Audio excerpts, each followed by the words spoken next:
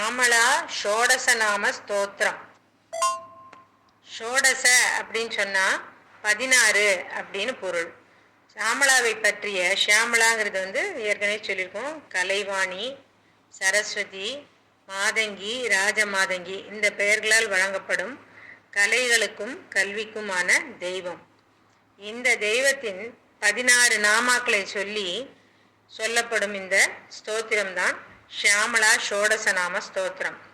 இதை மிகவும் எளிமையாக இருப்பதால் எல்லோரும் எப்பொழுது வேண்டுமானாலும் சொல்லலாம். இதை சொல்லி அன்னையை வழிபட்டு வந்தால் கல்வி கலைகள் எல்லாவற்றிலும் முன்னேற்றம், முதலிடம் நிச்சயம் கிடைக்கும்.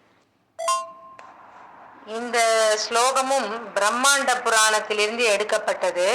அதிலிருந்தே இது எவ்வளவு பழமையானது என்று நாம் தெரிந்து கொள்ளலாம். மிகவும் பழமையான, அருமையான, மிகவும் சக்தி வாய்ந்த இந்த ஷோடசநாம ஸ்தோத்திரத்தை சொல்லி கலைமகளின் அருளை நாம் அனைவரும் பெற வேண்டும். ஹயக்ரீவ உவாச்ச தாம் துஷ்டூஹு ஷோடசபிர்நாம பிர்நாகவாசின தானி ஷோடசா நாமானி சுணு கும்ப சமுத்பவ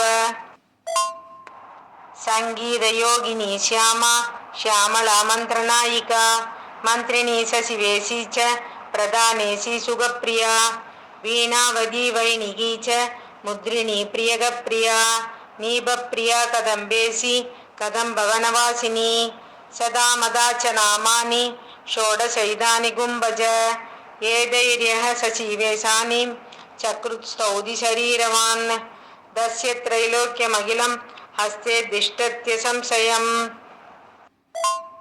इति श्री ब्रह्मांड पुराणे ललितोपाख्याने श्री श्यामला षोडशनाम स्तोत्रम संपूर्णम्.